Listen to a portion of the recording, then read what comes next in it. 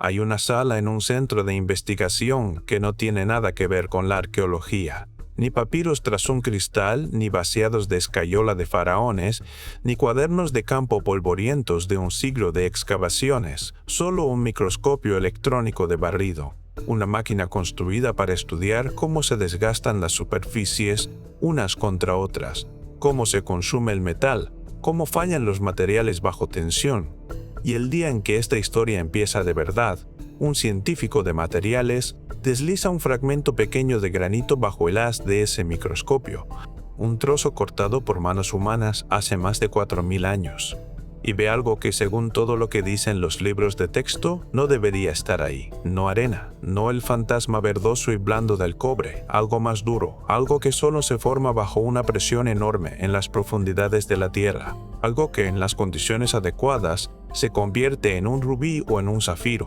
Y en ese instante, en un laboratorio que nunca debió tocar el mundo antiguo, una pregunta que llevaba 40 años descartada se abrió en silencio. Esta es la afirmación que va a hacer este video, y es atrevida, así que dejémosla clara desde el primer minuto.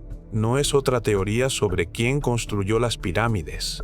No es una conjetura, es que quizá por fin sepamos, en términos físicos y medibles, cómo cortaban el granito los antiguos egipcios. No la explicación cortés que se ha repetido en las aulas durante 100 años, sino el método en sí, recuperado del residuo microscópico que quedó dentro de los cortes. Y el hombre que llevó ese residuo al microscopio no era arqueólogo, era el nombre más discutido de todo el campo, un escritor que ha pasado 4 décadas oyendo que no tiene formación ni cualificación y que está equivocado. Se llama Graham Hancock y lo que dice que encontró es un solo mineral, enterrado en un surco no más ancho que una uña, que según él cambia la historia entera. Para entender por qué una mota microscópica podría importar tanto, hay que entender algo que la mayoría de la gente tiene al revés. Cuando pensamos en el misterio del antiguo Egipto, imaginamos las grandes pirámides de Giza levantándose sobre el desierto y damos por hecho que el misterio son esas montañas enormes de piedra. Pero la mayor parte de la pirámide es caliza, y la caliza es blanda. Puedes rayarla con una hoja de cobre, puedes darle forma con una roca más dura, puedes extraerla en bloques y arrastrarla por rampas. La escala es asombrosa y la organización es admirable. Pero nada de eso rompe realmente las leyes de lo que una mano de obra antigua y decidida podía lograr con tiempo, cuerda y músculo. La caliza al final se puede explicar. El problema de verdad, el que quita el sueño a los ingenieros, no es la caliza, es el granito. El granito es otra bestia por completo. Es una piedra ígnea nacida de magma enfriado y está hecha de 3 minerales duros trabados entre sí: cuarzo, feldespato y mica. En la escala de dureza de Mohs, el granito se sitúa en torno a 6 o 7. Y ese cuarzo en particular marca un 7 sólido, lo que lo pone fuera del alcance de casi cualquier herramienta simple que se te ocurra nombrar. Y esto no es historia antigua hablando, esto es el presente. Entra hoy en un taller de piedra moderno donde los operarios tienen sierras con punta de diamante girando a miles de revoluciones por minuto, refrigeradas por chorros constantes de agua, movidas por motores eléctricos. Y míralos cortar una losa de granito. Es lento, es ruidoso, lanza chispas y lodo de granito y desgasta los diamantes. E incluso así, el proceso es brutal y no perdona. Eso es el granito defendiéndose con la tecnología moderna, apuntándole directamente. Y sin embargo, hace 4000 años, en un mundo sin electricidad, sin acero, sin discos de diamante, los antiguos egipcios tomaron esta misma piedra y, según lo que sobrevive, le dieron forma como si fuera algo blando, como si fuera arcilla en sus manos. Y los resultados no son toscos. Esa es la parte que deja a la gente fría. La cámara del rey en lo profundo de la Gran Pirámide está construida enteramente de granito.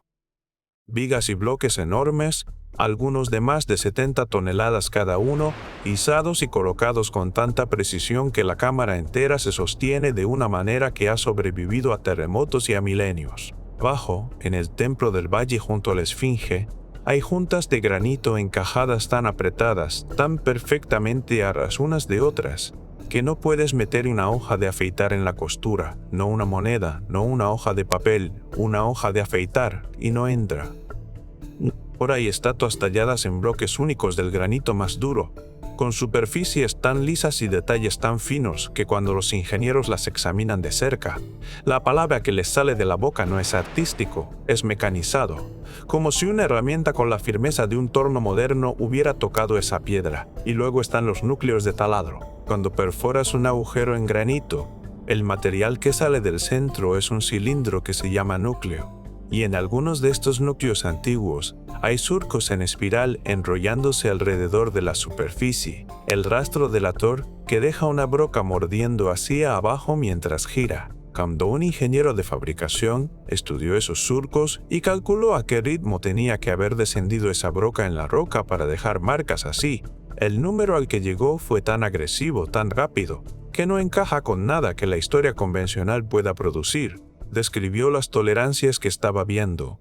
Superficies planas dentro de milésimas de pulgada, agujeros perfecta y matemáticamente circulares, con una sola palabra que desde entonces persigue este debate. Los llamó industriales, no impresionantes para el mundo antiguo, no notables para la época, industriales.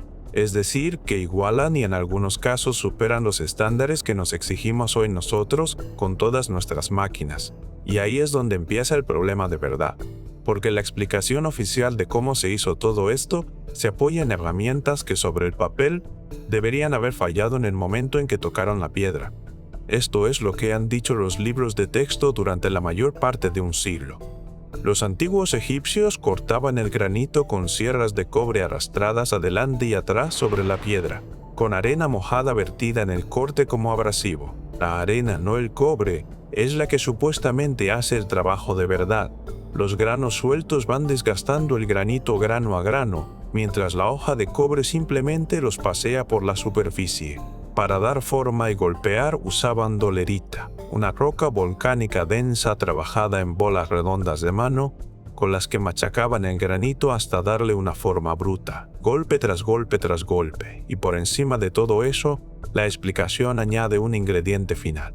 El ingrediente que en silencio carga con casi todo el peso cada vez que alguien objeta: paciencia, tiempo, miles de trabajadores, generación tras generación, sin nada más que músculo, repetición y un océano de horas que gastar. Es una historia ordenada. Se ha repetido en aulas, en cartelas de museo, en documental tras documental, hasta endurecerse en algo que suena menos a teoría y más a hecho asentado. Pero hay un problema justo en el centro de ella, y no es un problema místico ni un problema de la periferia, es un problema de física, un problema de dureza. Algo que un ingeniero de materiales señalaría en unos 5 segundos. El cobre es blando. En la escala de Mohs, esa misma escala donde el diamante está arriba con un 10, el cobre apenas registra, marca entre 2,5 y 3. Puedes rayarlo con una uña si la uña es dura, se dobla, se abolla, se desgasta. Ahora mira lo que supuestamente está cortando. El granito es una mezcla de minerales trabados entre sí, y uno de los mayores componentes de esa mezcla es el cuarzo. El cuarzo marca un 7 contra 2,5. Eso no es un combate reñido, ni siquiera es la misma categoría. Cuando arrastras una herramienta blanda sobre un material mucho más duro, la herramienta no gana. La herramienta pierde, se abrasiona, se deforma, se desintegra.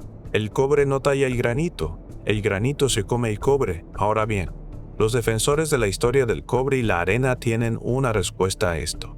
Y no es una respuesta tonta. Dicen que el cobre nunca tuvo que cortar nada, que el cobre es solo un portador, un lecho blando en el que se incrustan los granos duros de arena.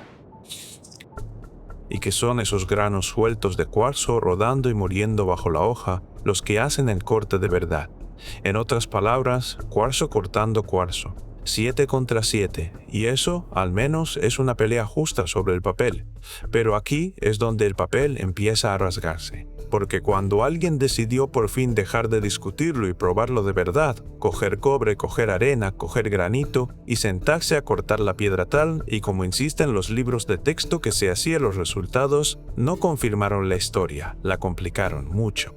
Un investigador de una universidad conocida de Inglaterra dedicó años exactamente a esto. No un experimento de fin de semana, no una demostración dramática para una cámara. Años de trabajo cuidadoso y controlado, hojas de cobre, arena de cuarzo, granito real, y lo midió todo. La profundidad del corte, el ritmo de avance, el desgaste de las herramientas, la textura de la superficie que quedaba detrás. Quería números, no opiniones. Lo que encontró era descorazonador. El corte ocurría técnicamente, la piedra cedía técnicamente, pero el avance se medía en fracciones de milímetro por hora, fracciones, no centímetros, ni siquiera milímetros enteros. Te pasarías ahí cerrando hora tras hora, con la arena mojada chorreándote por las manos y el sonido del grano moliendo contra el grano llenando el taller. Y al final de una jornada larga habrías profundizado el corte una distancia que puedes tapar con una uña. Y el cobre se degradaba exactamente como la física decía que lo haría. Se consumía rápido, la hoja adelgazando y perdiendo forma, devorada por el mismo grano que se suponía que debía transportar. Por cada trozo de granito retirado desaparecía con él una cantidad real y medible de cobre. En un país donde el cobre era precioso, donde había que minarlo, fundirlo y comerciar con él. Ese es un coste enorme escondido dentro de la explicación ordenada. Y hay una cosa más. Los cortes que producía este método eran ásperos, desiguales. Nada parecidos a las superficies vidriosas, precisas y casi pulidas que sobreviven en el granito antiguo de verdad. El experimento no reprodujo los objetos, produjo algo más burdo, más lento y más sucio, y dejó detrás, en palabras de quienes lo observaron de cerca, más preguntas que respuestas. Los machacadores de dolerita salen algo mejor parados en las pruebas. Golpear granito con una roca volcánica más dura sí funciona. Puedes darle forma a la piedra así, de verdad, pero la velocidad es un castigo. Cuando tomas el ritmo al que un trabajador experto puede retirar granito a golpes y lo escalas al volumen puro de granito que hay dentro de un sitio como la Cámara del Rey, vigas de 70 toneladas, paredes, techos, la sala entera, las cifras de trabajo se hinchan hasta los millones de horas solo para el granito, millones. E incluso entonces, machacar te da una forma bruta. Machacar puede desbastar un bloque, pero no puede explicar la precisión, y la precisión es el misterio entero. Así que este es el muro contra el que la historia convencional sigue chocando. Falta algo en el relato estándar. Y durante 40 años, un hombre se negó a dejar pasar esa pieza que faltaba. Ese hombre era Graham Hancock. Y pienses lo que pienses de él, y hay mucho que pensar, porque sus ideas van de lo cuidadosamente argumentado a lo salvajemente especulativo. Esta objeción en concreto nunca fue realmente sobre misticismo ni sobre continentes perdidos. Era sobre una sierra y una piedra. Durante 4 décadas, Hancock recorrió estos templos y estas cámaras y miró la misma evidencia que miraban los ingenieros. Y seguía llegando a la misma conclusión terca. Las marcas físicas del granito no coincidían con las herramientas que nos decían que las habían hecho. Faltaba algo en la historia. No exagerado, no falseado, ausente, un mecanismo que no estaba. Su argumento no era complicado. Mira el acabado, decía. Mira los agujeros de taladro. Mira lo planos, lo circulares, lo imposiblemente limpios que son estos cortes. Y después mira lo que pasa cuando de verdad intentas hacerlos con cobre y arena. Las dos cosas no se encuentran, están separadas por un hueco. Y en ese hueco es donde vive la explicación real. Durante 40 años señaló ese hueco y preguntó, en voz alta, en libros, en entrevistas y en conferencias, ¿qué lo llena? Y durante 40 años, la respuesta que recibió casi nunca fue sobre el hueco, fue sobre él, que no era arqueólogo formado, que era periodista, que sus teorías más amplias eran periféricas, no aceptadas, poco serias. Lo más sensato con un hombre así, coincidía el establishment, era ignorarlo. Y si ignorarlo resultaba imposible, recordarle a todo el mundo, en voz bien alta, sus credenciales o la falta de ellas. La estrategia era constante. Ataca al mensajero y no tendrás que discutir nunca el mensaje. El granito podía guardarse su secreto, porque a quien hacía la pregunta se le había excluido de la conversación. Ahora bien, sería fácil convertir esto en una historia sencilla de héroe, y no lo es. Hancock se ha equivocado en muchas cosas, y tener razón sobre una sierra no hace que un hombre tenga razón sobre todo lo que ha afirmado jamás. Pero esto es lo incómodo de aquel descarte de 40 años. Iba dirigido al hombre y dejó la física intacta. El cobre seguía degradándose, la arena seguía cortando en fracciones de milímetro. Las superficies antiguas seguían siendo vidriosas y precisas de una manera que ningún experimento había igualado. Puedes odiar al mensajero todo lo que quieras. A la piedra le da igual quién pregunta. Y entonces algo cambió, no porque Hancock tuviera una revelación nueva, sino porque decidió dejar de discutir y empezar a medir. Si el problema era que nadie podía ver el mecanismo que faltaba, entonces quizá la respuesta no era más debate, era un instrumento mejor, algo capaz de mirar más de cerca que cualquier ojo humano, más de cerca de lo que ningún arqueólogo se había molestado en mirar. Justo dentro del corte, dentro de las cicatrices microscópicas que dejó en el granito, aquello que de verdad hizo el trabajo. En 2022, esa idea encontró un socio. Hancock contactó con un científico de materiales, el Dr. Masoud Garb, y esta es la parte que importa, así que quédate con ella. Garb no era egiptólogo, no tenía nada que ganar ni que perder en la pelea de la historia antigua. Ninguna carrera construida sobre defender la explicación del cobre y la arena. Ninguna reputación que proteger de teorías periféricas. Era especialista en tribología. La tribología es la ciencia de las superficies en contacto, la fricción, el desgaste, la lubricación, la forma en que un material muele contra otro y las marcas que esa molienda deja detrás. Es exactamente, precisamente, el campo que querrías si tu pregunta entera fuese: ¿qué herramienta hizo estos arañazos? Piensa en lo distinto que es eso de un laboratorio de arqueología. Un arqueólogo mira un objeto de granito y lo lee como historia. ¿Quién lo hizo? ¿Cuándo? ¿Qué significaba? ¿Qué nos dice de una cultura? Un tribólogo mira esa misma superficie y la lee como un acontecimiento mecánico. Cada corte es un registro, la anchura de un arañazo, su profundidad, cómo se curvan los bordes, la dirección de las estrías, los fragmentos diminutos que quedaron incrustados en el surco. Para alguien que estudia el desgaste, todo eso es una huella dactilar. Te dice qué presionó contra la piedra, con cuánta fuerza, moviéndose en qué dirección, y a menudo de qué estaba hecho el abrasivo que había entre ambos. Así que los dos consiguieron permiso para hacer algo que, notablemente, casi nunca se le había hecho a esta clase de objetos: llevar el granito a las máquinas.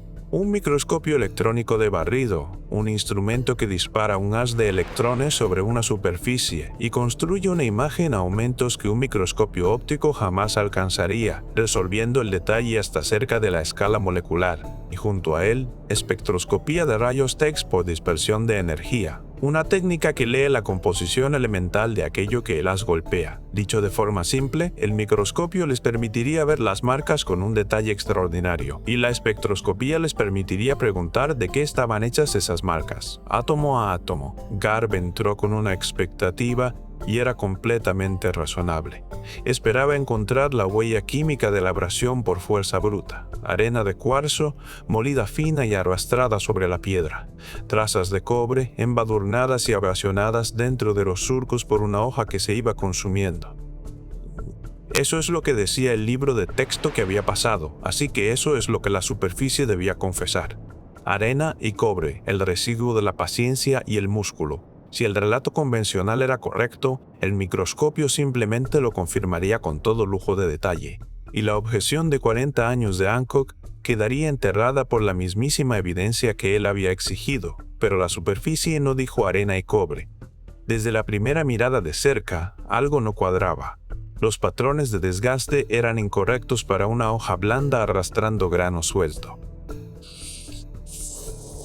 Las firmas de los arañazos, la forma, la profundidad y la geometría de cada cicatriz no coincidían con lo que la arena de cuarzo talla en el granito. Eran más limpias, más deliberadas, más parecidas a las marcas que deja un agente de corte, mucho más duro y mucho más agresivo de lo que la historia permitía.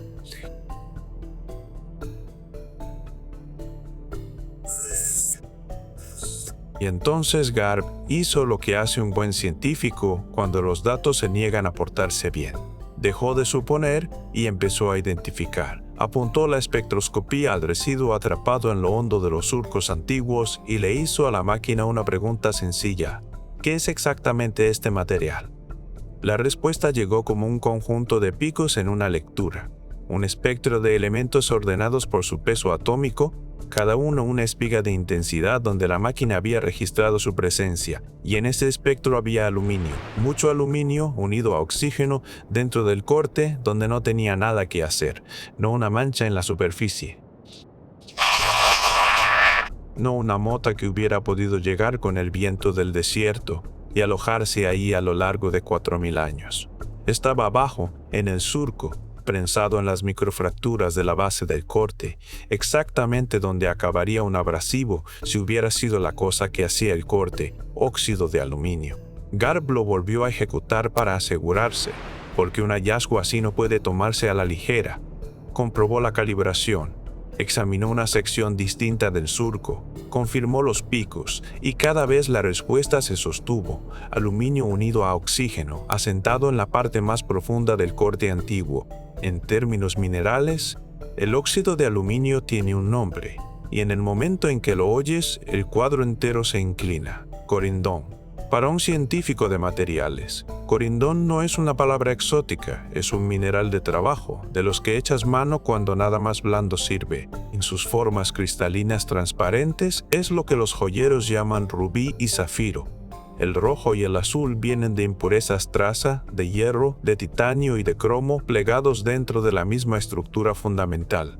Pero quítale el romanticismo de las gemas y lo que te queda es una de las sustancias naturales más duras de la Tierra, en la escala de Mohs.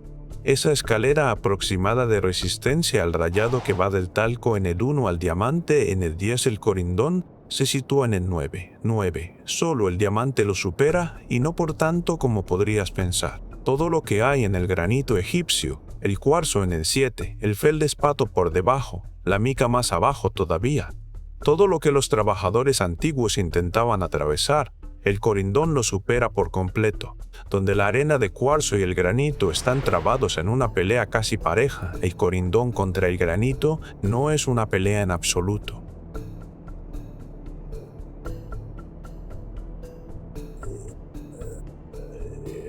Es una herramienta contra una pieza de trabajo. Detente un momento en lo que eso significa. El libro de texto dice que los egipcios arrastraban arena sobre el granito, y la razón por la que esa historia siempre ha sido físicamente problemática es que la arena y la piedra están más o menos igualadas en dureza. Mete corindón en esa ecuación y la cosa entera cambia de carácter. Ahora el abrasivo es decisivamente más duro que todo lo que toca. Ahora el grano muerde en vez de resbalar. Ahora el corte va hondo y limpio en vez de áspero y superficial. Y ahora de repente, la precisión que lleva un siglo dejando pasmados a los ingenieros deja de parecer imposible y empieza a parecer el resultado previsible de usar el material adecuado. Pero ese era exactamente el problema, porque el corindón no pertenece a esta historia, no forma parte del cuadro que ningún egiptólogo había pintado jamás. Y no por descuido, sino porque no había razón para esperarlo. El corindón es más duro que cualquier cosa de la geología natural de Egipto. No se desprende por erosión de los acantilados locales. No yace en los wadis esperando a que lo recojan a puñados como si fuera arena. En cualquier forma útil para el corte industrial. Sencillamente no existe de forma natural dentro de las fronteras de Egipto. Los depósitos significativos más cercanos están lejos, en regiones a las que se sabe que los egipcios llegaban comerciando, a través de mares y desiertos, por rutas que traían incienso, metales y piedras preciosas. Lo cual significa que, si ese residuo era lo que parecía ser, alguien había ido a buscarlo. Alguien había obtenido un mineral que no podía encontrarse en casa, lo había transportado a lo largo de distancias enormes y lo había llevado a las canteras con un propósito concreto. Eso es una cosa muy distinta de recoger un puñado de grano del suelo. Garb fue cuidadoso con la palabra que usó, y la palabra a la que volvía no era suerte, no era improvisación. No era el accidente afortunado de un obrero que se dio cuenta de que cierta arena cortaba mejor que otra. La palabra que usó fue ciencia de materiales, porque usar corindón como es debido no es simplemente cuestión de tenerlo. Tienes que entender la dureza, Tienes que entender que unos minerales rayan a otros y saber cuál es cuál. Tienes que moler el corindón hasta tamaños de partícula concretos, lo bastante grueso para morder, lo bastante fino para dejar una superficie limpia, y tienes que saber por qué importa el tamaño. Eso es conocimiento. Eso es una tecnología en el sentido más verdadero de la palabra. Un cuerpo de comprensión sobre cómo se comportan los materiales y cómo hacer que trabajen para ti. Y aquí es donde el terreno se mueve de verdad y donde una mente cuidadosa tiene que sostener dos ideas a la vez, porque un residuo en un surco, por llamativo que sea, es un hallazgo. Hancock, con todas las críticas que ha recibido durante 4 décadas, entendía mejor que la mayoría que un hallazgo no es el final de un argumento. Es el principio. El corindón en el corte era evidencia. Evidencia potente, inesperada y difícil de explicar. Pero no era por sí sola prueba. La evidencia te dice qué pudo haber pasado. La prueba te dice qué pasó. Y la distancia entre esas dos palabras es exactamente la distancia que siempre ha separado una afirmación provocadora de una aceptada. Había, después de todo, otras explicaciones a las que un escéptico podía agarrarse. ¿Podría el corindón venir de una reparación posterior de alguna restauración mucho después del corte original? ¿Podría haber llegado por contaminación en los milenios transcurridos? ¿Podría estar presente en alguna cantidad traza que no tuviera nada que ver con el corte? No eran preguntas irrazonables, y Hancock sabía que se harían en voz muy alta, por parte de gente que había pasado su carrera descartándolo. Había estado en el extremo receptor de ese descarte durante 40 años, y sabía que una sola imagen de microscopio, por dramática que fuera, no lo sobreviviría. Para pasar de la evidencia a la prueba, entendió. Tendría que hacer lo único que la historia convencional nunca había conseguido hacer de forma convincente. Tendría que conseguir que ocurriera otra vez. Tendría que coger cobre, granito y ese mineral duro sospechoso y cortar la piedra con sus propias manos delante de testigos y medir el resultado. Así que en los primeros meses de 2023, eso es exactamente lo que se propuso hacer. No en una sala de conferencias, no en un libro, sino en un taller con granito de verdad, herramientas de verdad y un cronómetro. El montaje era deliberadamente simple porque la simplicidad es lo que hace difícil discutir un resultado. Tomó losas de granito de la misma dureza que el trabajo antiguo. Mandó fundir herramientas de cobre que se parecieran a las que los egipcios podrían haber fabricado de forma plausible. Y preparó 3 abrasivos para probarlos uno al lado del otro.